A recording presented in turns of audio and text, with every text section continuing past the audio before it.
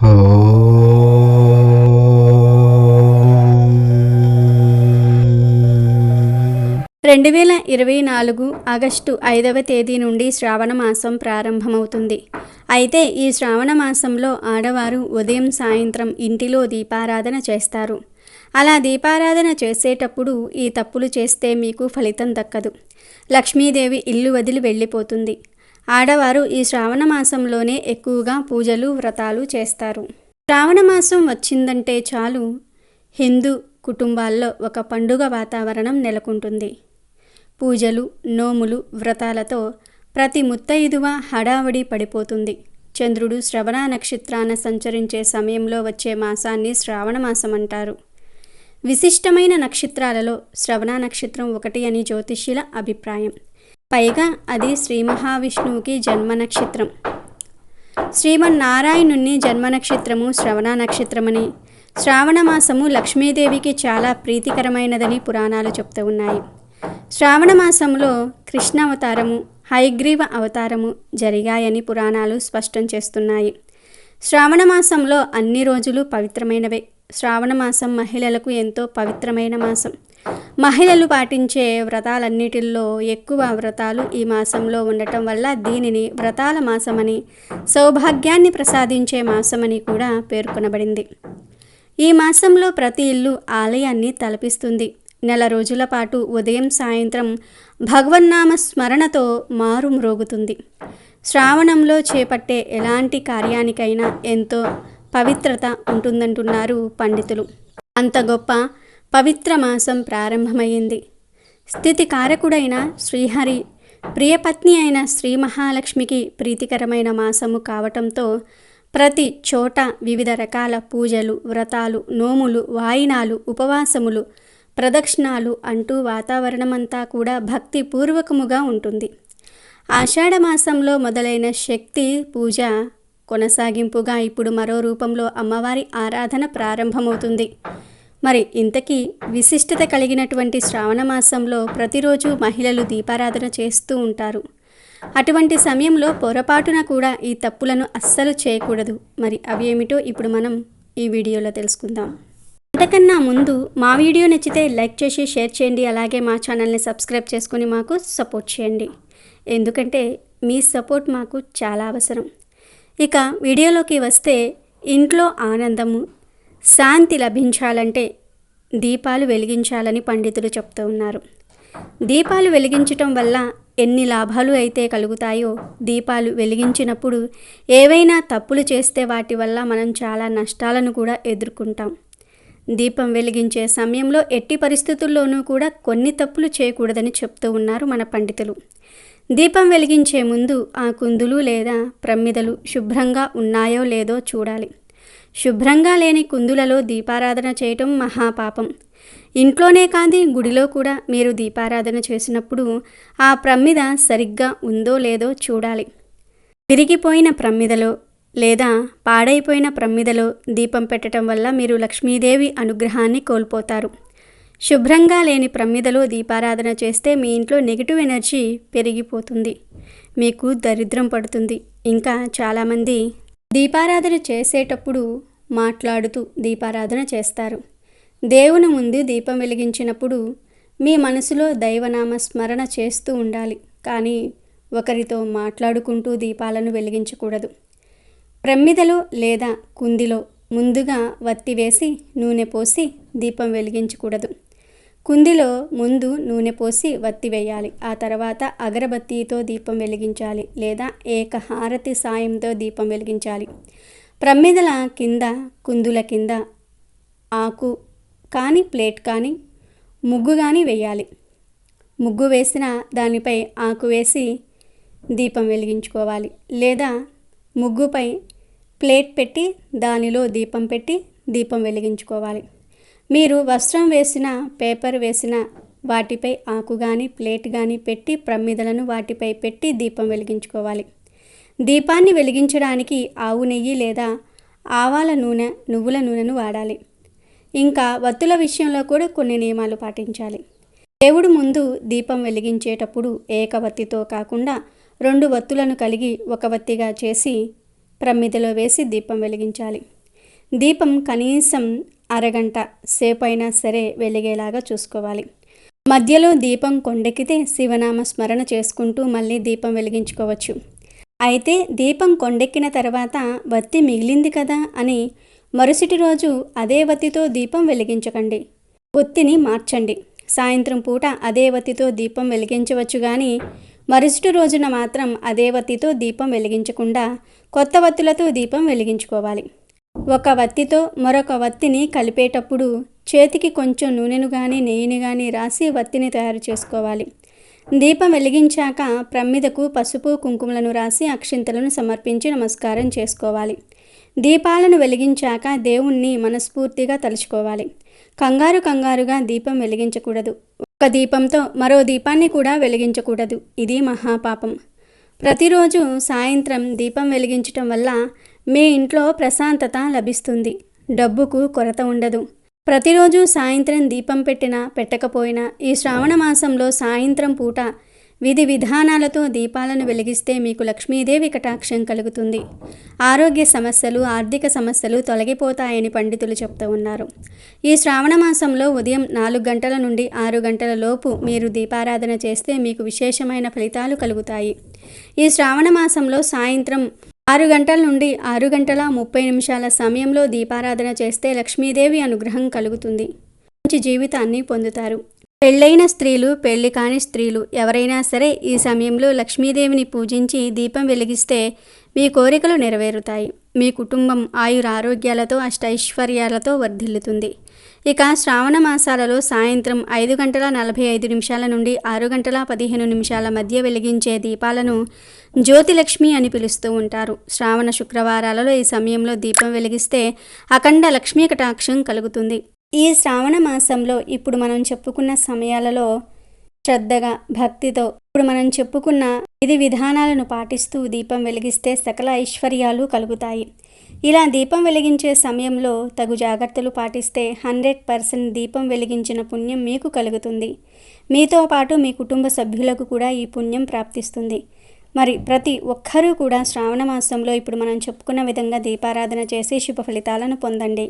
శ్రావణంలో చేపట్టే ఎలాంటి కార్యానికైనా ఎంతో పవిత్రత ఉంటుంది. ఈ మాసమంతా వివాహాలు, నోములు, వ్రతాలు, పూజలు, శుభకార్యాలతో సందడిగా ఉంటుంది. ఈ మాసంలోని ప్రతి శుక్రవారం మహిళలు మహాలక్ష్మిలా అలంకరించుకుని తమకు ఆయురారోగ్యాలు, అష్టైశ్వర్యాలు సిద్ధించాలని సముద్ర తనయకు ప్రత్యేక పూజలు నిర్వహిస్తారు. పురాణాల ప్రకారం పాల సముద్ర మదనంలో ఉద్భవించిన హలాహలాన్ని పరమశివుడు శ్రావణ మాసంలోనే సేవించి నీలకంఠుడిగా లోకాన్ని ఉద్ధరించాడు. ఈ మాసంలో ఒక్కో రోజు ఒక్కో దేవతను పూజిస్తారు. సోమవారాల్లో శివునికి అభిషేకాలు, మంగళవారం గౌరీ వ్రతం, బుధవారం విఠలుడికి పూజలు, గురువారం గురుదేవుని ఆరాధన, శుక్రవారం లక్ష్మీ తులసి పూజలు, శనివారం హనుమంతుడు, వెంకటేశ్వరుడు, శనీశ్వరుడికి ప్రత్యేక పూజలు చేస్తారు. వీటితో పాటు గరుడ పంచమి, పుత్ర ఏకాదశి, వరలక్ష్మీ వ్రతం, రాఖీ పౌర్ణమి, రిషి పంచమి, గోవత్స బహుళ శీతల సప్తమి, శ్రీకృష్ణాష్టమి, పోలాల అమావాస్య లాంటి పండుగలు ఈ మాసంలోనే వస్తాయి. శివుడికి శ్రావణ మాసం అత్యంత ప్రీతికరమైంది. ఇక ఈ శ్రావణ మాసంలో కొన్ని నియమాలు తప్పక పాటించాలని పండితులు చెప్తూ ఉన్నారు. శ్రావణ మాసంలో ప్రతిరోజు స్నానం చేసిన తరువాత గడపకు పసుపు రాసి కుంకుమ బొట్లు పెట్టండి. అంతేకాదు శ్రావణ మాసంలో ప్రతి ఒక్కరూ స్నానం చేసేటప్పుడు స్నానం చేసే నీటిలో 2 పాల చుక్కలు వేసుకుని స్నానం చేయండి. శ్రావణ మాసంలో ఇలా ప్రత్యేకంగా స్నానం చేస్తే తొందరగా లక్ష్మీ కటాక్షం కలుగుతుంది. అలాగే శ్రావణ మాసంలో ఆడవాళ్ళు సూర్యోదయ సమయంలో, సూర్యాస్తమయ సమయంలో నిద్రించకూడదు. అలా నిద్రిస్తే లక్ష్మీ కటాక్షం తగ్గిపోతుంది. శ్రావణ మాసంలో పొరపాటున కూడా లక్ష్మీదేవికి ఇష్టం లేని పూలతో పూజ చేయకూడదు. శ్రావణ మాసంలో అమ్మవారిని ప్రత్యేకంగా మల్లెపూలతో పూజిస్తే మీ ఇంట్లో కనకవర్షం కురుస్తుంది. అదేవిధంగా శ్రావణ మాసంలో నిద్రపోయేటప్పుడు తడి కాళ్లతో నిద్రించకూడదు. భోజనం చేసేటప్పుడు తడి వస్త్రాలతో భోజనం చేయకూడదు. మంచం మీద కూర్చొని భోజనం చేయకూడదు. ఈ నియమాలు పాటిస్తేనే లక్ష్మీ కటాక్షం కలుగుతుంది. అలాగే ఈ మాసంలో ఇంట్లో పళ్ళు కుళ్ళిపోకుండా చూసుకోండి. ఎవరి ఇంట్లో అయినా సరే పళ్ళు కుళ్ళిపోతే లక్ష్మీ అనుగ్రహం తగ్గిపోతుంది. అదేవిధంగా పెరుగుకు అంటు లేకుండా చూసుకోండి. చాలామంది అన్నం తినేటప్పుడు పెరుగు గిన్నెకు అంటు తగిలేలాగా చేస్తారు. ఈ శ్రావణ మాసంలో పెరుగు గిన్నెకు అంటు తగలకూడదు. అలా తగలని ఇంట్లో లక్ష్మీదేవి స్థిరంగా ఉండిపోతుంది. అలాగే చాలామంది ఇళ్లల్లో రాత్రిపూట షింకులో గిన్నెలు వదిలేసి ఉదయం పూట వాటిని కడుగుతూ ఉంటారు. కానీ శ్రావణ మాసంలో మాత్రం మీ ఇంట్లో ఉన్న ఇంట్లో అన్నం తిన్న గిన్నెలను రాత్రిపూట షింకులో ఉంచకూడదు. అలా ఉంచితే లక్ష్మీదేవికి కోపం వస్తుంది. శ్రావణ మాసం వ్రతాలు ఎక్కువగా చేసుకునే మాసం. ఈ మాసంలో చాలామంది స్త్రీలు వ్రతాలు చేస్తారు. చాలామంది స్త్రీలను తాంబూలం తీసుకోవడానికి కూడా పిలుస్తూ ఉంటారు. అలా పిలిచినప్పుడు మైలులో ఉన్న స్త్రీలు మాత్రం తాంబూలం తీసుకోవడానికి వెళ్ళవద్దు. అది తాంబూలం తీసుకునే వారికి మంచిది కాదు. తాంబూలం ఇచ్చేవారికి కూడా మంచిది కాదు. మైలులో ఉన్నవారు ఆ సమయంలో పూజల్లో పాల్గొనవద్దు. లేదంటే అరిష్టాలు జరుగుతాయి. సీతాఫలం, దానిమ్మ పండు ఈ రెండూ కూడా లక్ష్మీదేవి నివాస స్థానాలు అని పురాణాలలో చెప్పారు. అందుకే శ్రావణ మాసంలో దానిమ్మ గింజలు లక్ష్మీదేవికి సమర్పించి ప్రసాదంగా స్వీకరించండి. లేదా సీతాఫలం అమ్మవారికి సమర్పించినా కూడా లక్ష్మీ కటాక్షం సులభంగా సిద్ధిస్తుంది. ఇక లక్ష్మీ ప్రీతికరమైన ఈ మాసంలో సాయంకాలం దీపాలు పెట్టిన తర్వాత పాలు, పెరుగు, వెన్న ఇలాంటివి ఎవ్వరికీ చేతితో ఇవ్వకూడదు. అలా ఇస్తే లక్ష్మి వెళ్ళిపోతుంది. ముఖ్యంగా మగవారు ఎంతో పవిత్రమైన శ్రావణ మాసంలో మద్యం విడిచిపెట్టాలి. కుదిరిన వారు ఈ మాసమంతా మాంసం తినకుండా ఉంటే చాలా మంచిది. లక్ష్మీదేవి సంతోషించి కరుణిస్తుంది. స్త్రీలు ఈ నెల రోజుల పాటు ఇంటిని పరిశుభ్రంగా ఉంచుకోవాలి. ఎందుకంటే ఈ నెలలో వర్షాలు ఎక్కువగా పడుతూ ఉంటాయి. అనారోగ్య సమస్యలు ఎక్కువగా వస్తాయి. కనుక ఇంటిని అపరిశుభ్రంగా ఉంచుకోకూడదు. కనీసం వారానికి ఒక్కసారి అయినా సరే ఇంట్లో ధూపం వేయాలి. ఈ మాసంలో చెడు మాటలు మాట్లాడకుండా, చెడు పనులు చేయకుండా ఉంటే లక్ష్మీదేవి దీవిస్తుంది.